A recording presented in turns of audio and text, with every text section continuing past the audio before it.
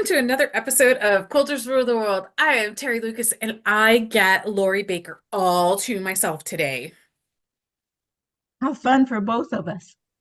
I know, right? Because you're really fun. And so are you. I know.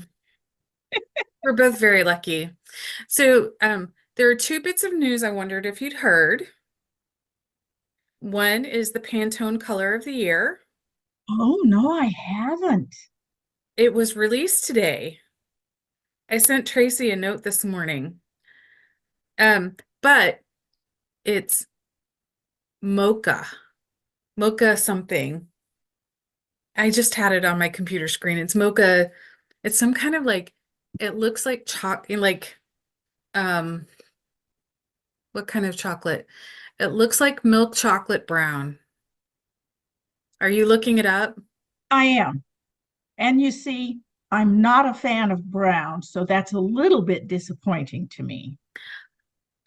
I need to go listen to what their thought process is for selecting. Oh, yeah. Like I It's was sort of called go ahead. it's called mocha mousse, as in puddingy, that kind of mousse, not the animal. You mean it's chocolate pudding? Exactly. And and like I said, yeah, I'm not a big fan of brown, so That's actually a brown I can wear. I will say that. So like a few years down the road when they finally get it into stores, I'm looking forward to that because I can wear it. I've been looking for a good chocolate brown sweater, right? okay.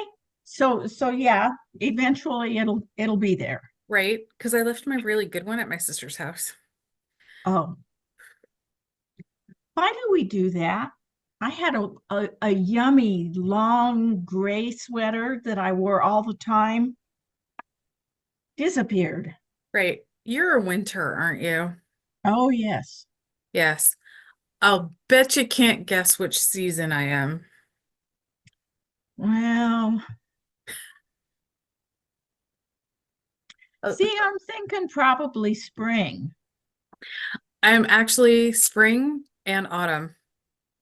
and autumn. How do you do that? Okay, so think about that chocolate brown, right? And so I can wear that, but I love pairing it with a kind of robin's egg blue, which is more of a spring blue, Right? or Yeah. a spring sky blue sweater. So like I can usually we can wear opposite seasons or some of the colors from the opposite season. So that's natural. But um my one of my bosses did my colors years ago and she's looking at my skin undertones, she's looking at me, she's looking at my like she's really peering at my eyes and she goes, spring, fall. Now she had been doing this color me beautiful thing for years. She goes, spring, fall, you're spring and fall. Like she was really puzzled looking at me. So Right? it probably with my hair color and whatnot. I fall solidly into both seasons, but they're like I can wear spring orange, but I can't wear fall orange. Or I Because can it's a little too orangey. yeah, yeah. I can wear an autumn red, not a spring red. It's far too bright, which is Okay. like so we both know I'm not normal. I was going to say, you just kind of break the rules, don't you? Cheers. So I have questions Okay. and they're on the fly. So I don't know all the questions. Okay. So we'll just have to figure it out as we go I along. was going to say, we'll just make things up as we go. Okay, so what is your Christmas color scheme? Is it the red and green, like that wintry green, or is it the blue and that other red? Nope, nope. I do a real traditional red and green. That's it. Just That's it. Um, and a little bit of silver, okay, but mostly red and green. Okay. Um, white lights or colored lights? Colored, I would have expected that from you. and they twinkle. Twinkle lights. Ah, Yes. Uh, real tree or artificial? nowadays, artificial.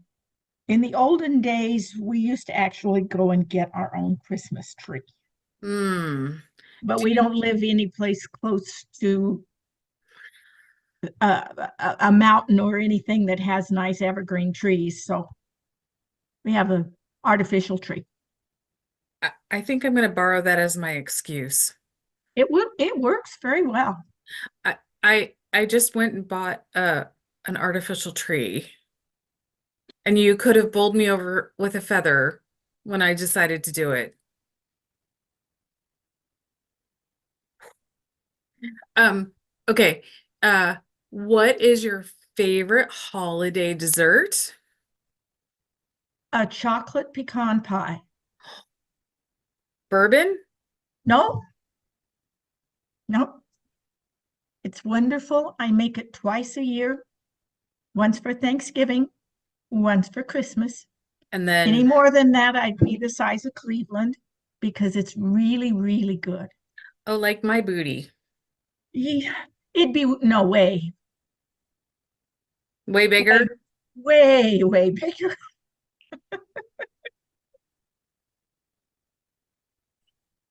Um, let's see. How many quilts did you make for Christmas this year? I counted the other day and I believe I have 19. Do And you I have, still have the week between Christmas and New Year's. I'm sewing for a customer, and that's going to take me pretty much till Christmas. okay. But then I have the week between Christmas and New Year's because we do our Christmas on New Year's Day. Oh, okay. I started doing that so the kids could go to their in-laws and not have to worry about which parents we're going to make happy this year and which ones are going to. And I just said, go ahead. I don't care what day we do it. We just need to do it. Right. Right. So you have 19. How many more do you have to make? I believe, in fact, I have it here. My list says there are going to be 19 people here. And I want to have at least two more quilts than I have people so that that last person isn't stuck with the last quilt and they hate it. They still have choices. So do you do this? Do you do the quilt thing like a Yankee swap? They draw numbers, Okay.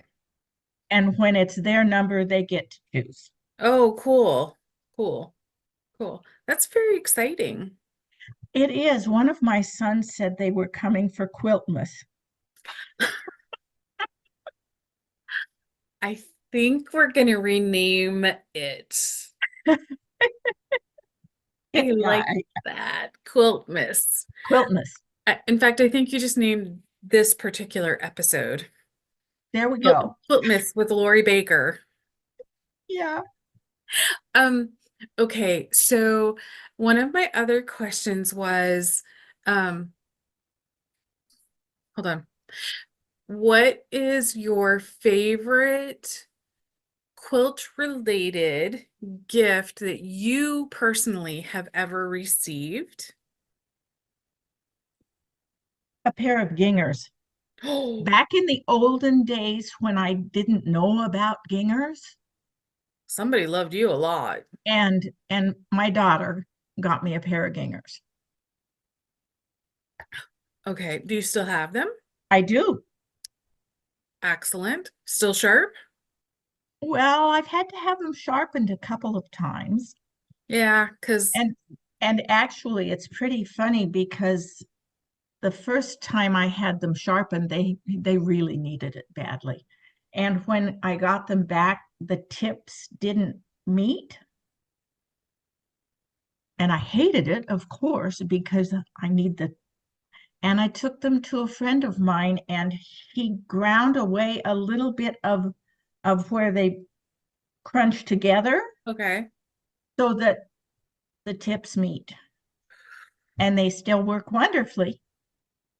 I'm actually stunned that they came back that way. I am too. I was just kind of, you got to be kidding me. Do you do you know what scissors are supposed to do? Clearly, they did not. Evidently did not understand what sewing scissors do. Yeah, you know what the penalty for that one is, right? I never took anything back to them again. Well, okay, that's penalty part one. So what's part two? Death. Really? I think I would have had a hard time explaining that. Just so everybody knows, I'm kidding. It's based off Instagram memes.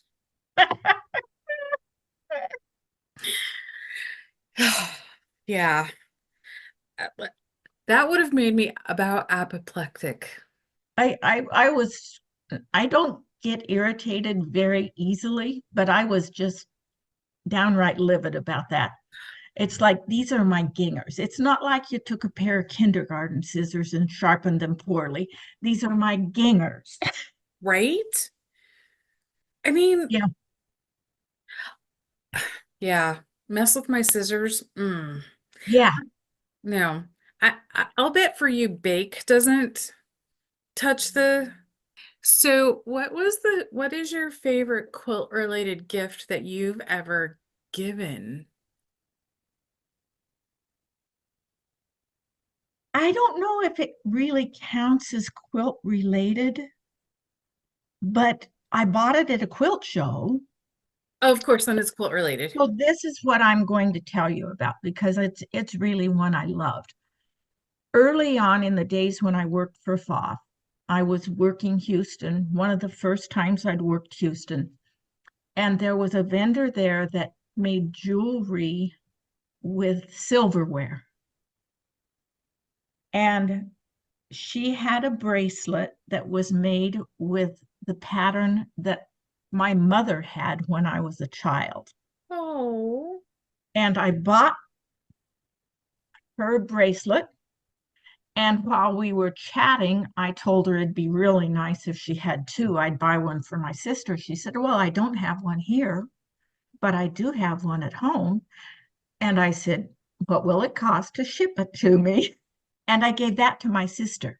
So aw. my sister and I both have bracelets made from the silverware that our mother had when we were little. I remember when she got new silverware and I was only 10-ish.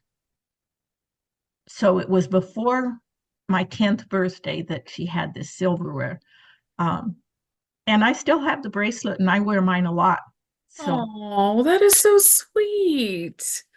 So it is definitely, I mean, but I got there have been a number of very good jewelry vendors oh yeah, at Market Festival and quilt shows around the country.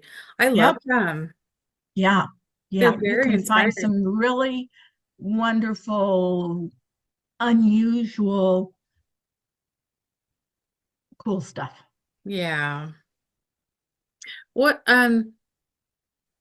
is the coolest pattern that you've seen coming out recently? Boy, I think now remember I'm a scrappy quilter. No, I didn't know I that am about you. scrappy. And the potato chip quilts that everybody's talking about, I just finished one and too fun. And part of it is because it's so versatile. Right. It has just one patch and its finished size is twice as long as it is wide. Okay. So you could make that so it finishes at 1 inch by 2 inches, or you could make it so it finishes at 6 inches by 12 inches, Woo. whatever you want. Just remember 16 to by add your half 32. inch seam allowance when you cut them. Yeah, that's very important for quilt makers. Oh, yes. Yes. Um, did you do potato chip quilts back in the day, like in the late 90s and early 2000s? No, I really had never heard of them until just in the last 6 months or so. Hmm. Would Tracy have been an influence on that? No, actually, Heather Valentine. Oh, yes. I'm I'm an administrator on her Facebook group, Are and you? people on her Facebook group started talking about it. So, being me, I Right. had to check it out and see what it was. And it's like, oh my gosh, the possibilities. Great. Right. Um, I was just trying to look on my phone. What is Heather's magazine now? It's the Quilt Pattern Magazine, Okay. and it's a digital only magazine. And she's just really working hard at doing a refresh for it. And I'm really pleased. It's looking good. I'm actually happy to hear that she was able to uh keep the magazine going, Yes. at least, in digital format. That's fantastic. I always love a refresh. I mean, Oh, because, yeah. right? Um, Actually, I'm thinking we should have her on as a guest at some point, don't you think? I think that would be wonderful. Off the top of your head, do you know what a subscription for a year is? Oh, You don't. I I can't tell you like right off the top of my head, Okay, but we're doing 6 issues a year. good. So, it's going to have lots of good stuff in it. Hmm. In fact, my potato chip quilt is going to be in the January, February. Oh, Yeah, very exciting. very exciting. Yeah. Very exciting. And how did you get involved with her? Our friend Michelle. Really? Michelle knew that Heather was looking for somebody and asked me if I was interested, and we got in contact. And I've been working with Heather since the first of the year. And this is the first that your friends are hearing about this? Well, you always just get too busy talking about other things. But you're important too. Thank you. You're such a wise woman, right? Like you have a depth of experience that is amazing to me. I started sewing when I was little, like 6-ish. Right. And my mother was one of the finest seamstresses I've ever known, and I've known some really good ones. Mm-hmm. Um, she did primarily garments until she was in her 60s, and she could tailor anything. She could make a pattern. You tell her what you wanted it to look like, and she'd get your newspaper out and cut pattern pieces. Oh my Wow. gosh, she really could.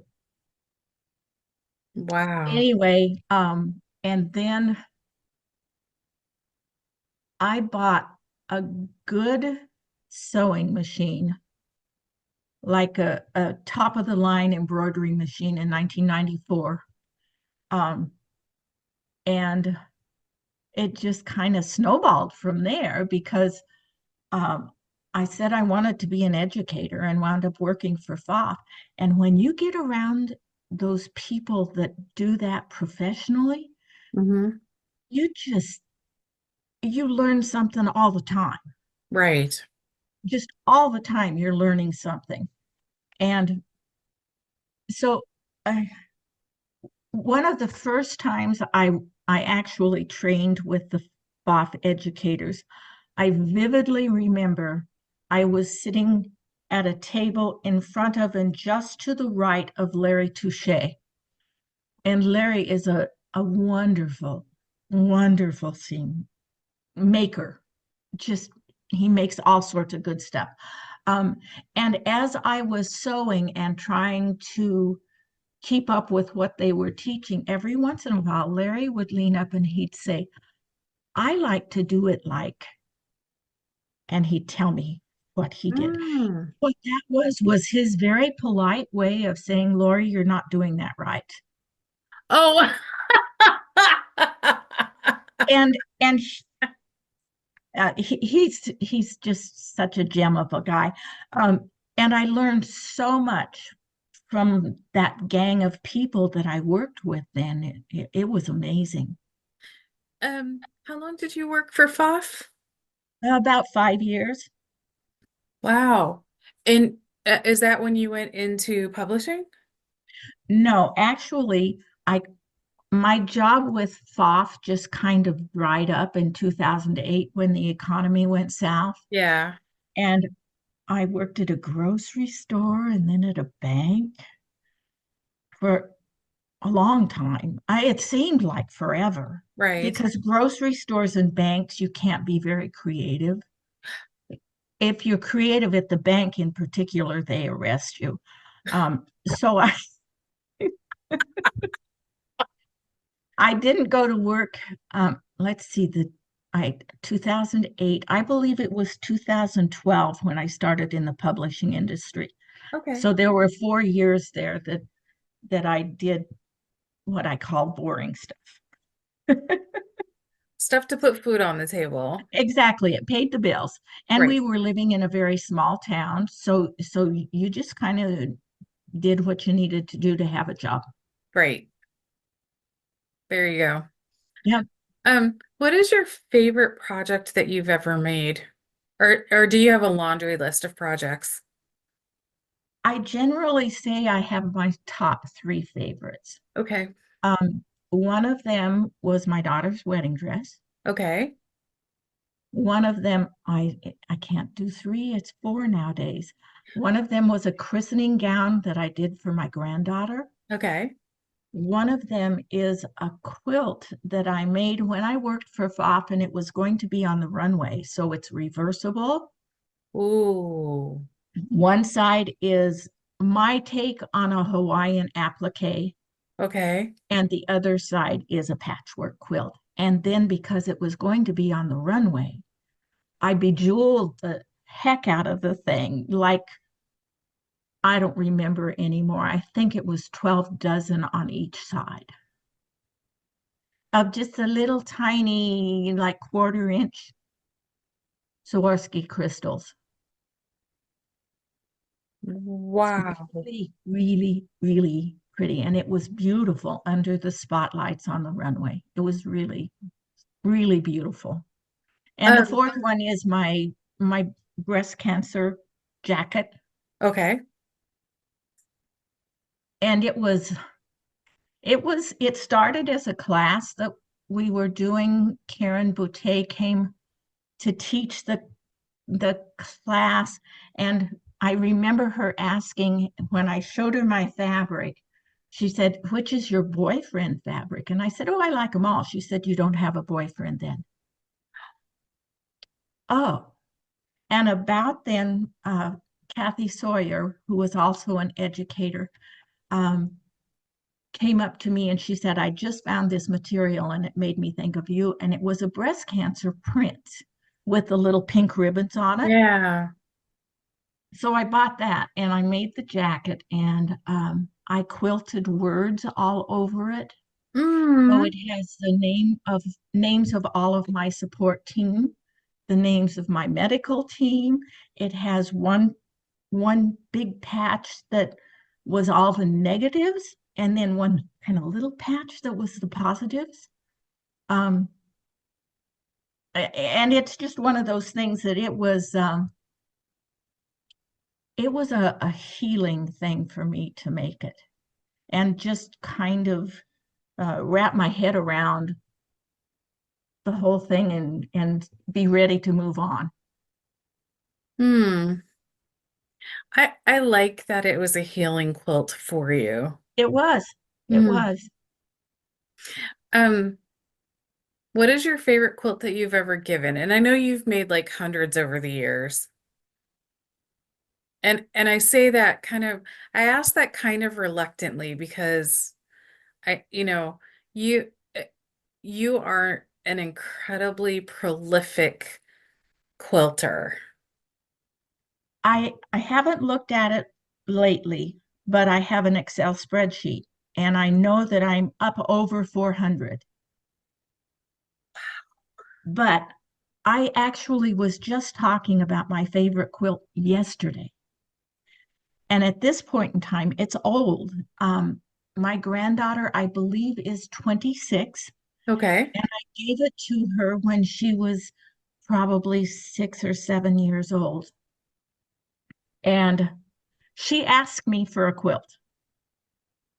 So I made a quilt, and I was doing my quilting on a domestic machine. Hmm. So on her quilt, I quilted the names of people that love her. So it had like mommy and daddy and uh, Aunt Kylie and Uncle Zach and her cousins and her godparents and her grandparents on both sides. And my husband delivered it. And then they took pictures of the three children, her and her two older brothers, crawling on the floor and reading all the words of the people that love her. Oh, Still got the quilt, and she said it's still her favorite. oh, that is just the sweetest thing. I, Yeah, I do you still like on your long arm, do you still quilt names into the quilts? I haven't for a while, but my long arm still is a little bit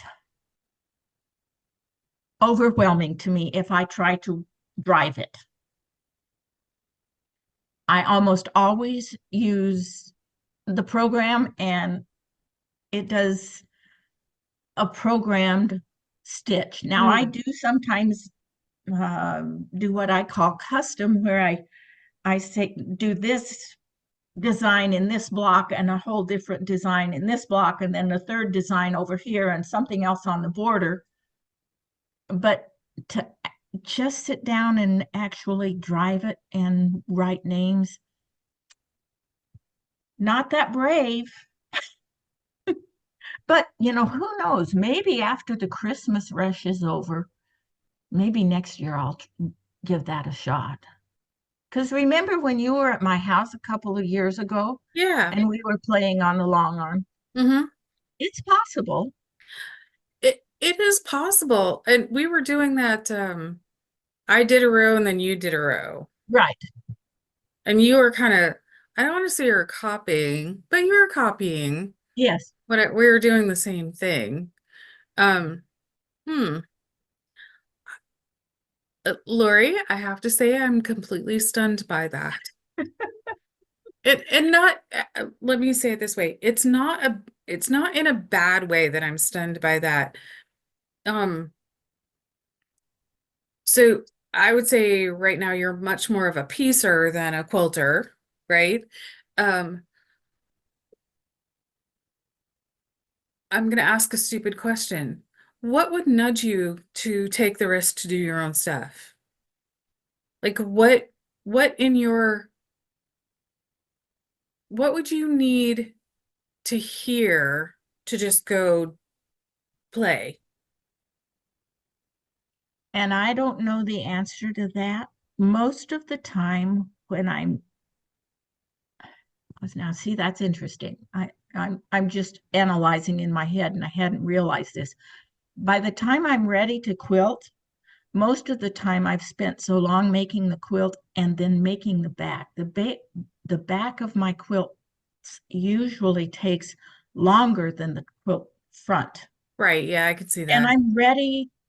I'm just ready to be done. And I can see that too. So the idea of spending 2 or 3 days quilting, which is what it would take if you were actually driving it Right. instead of just programming and pushing the button and it doing it.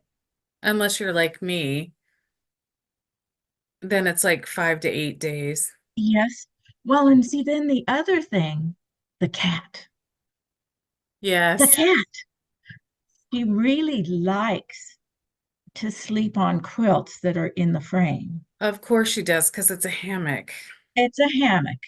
And, uh, and, it depends. Sometimes that's not a terrible thing, but sometimes she makes enough of a bag that then I have to really work to get things all straightened out again. So I really generally load a quilt in the morning and try to have it quilted by the end of the day. Wow.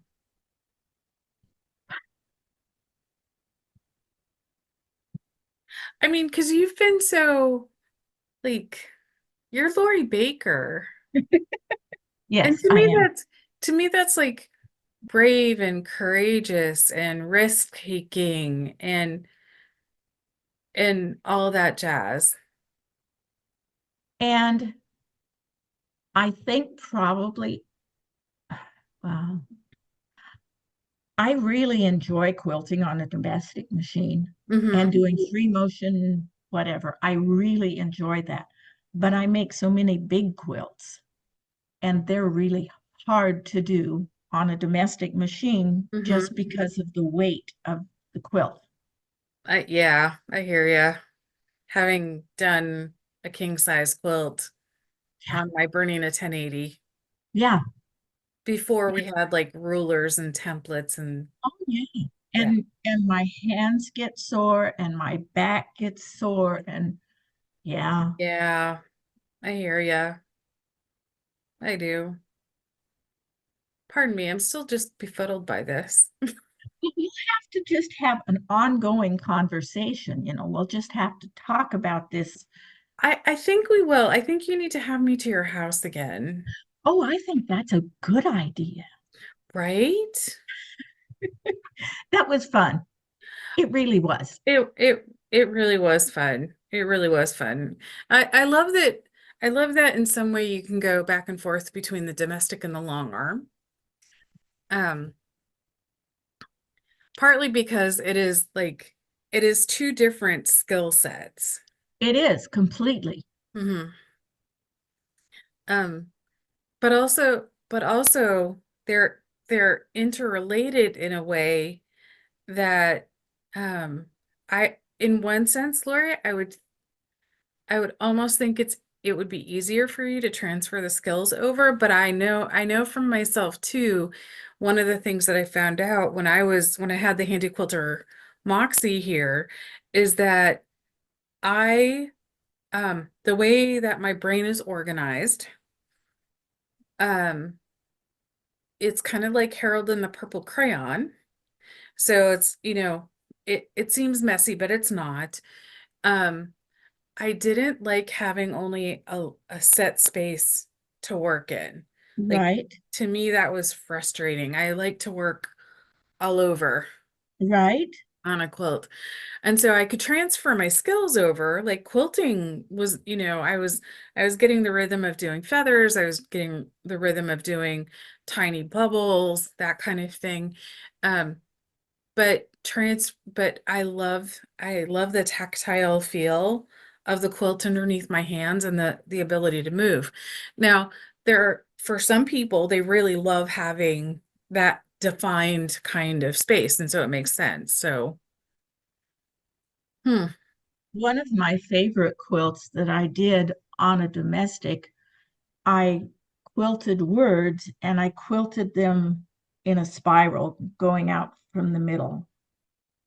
And the way you do that is you stitch your line with a water soluble thread Hmm. so that you know where the bottom of the A, B, C, and you know how where you need the F to go down from because it sits on the line. Hmm.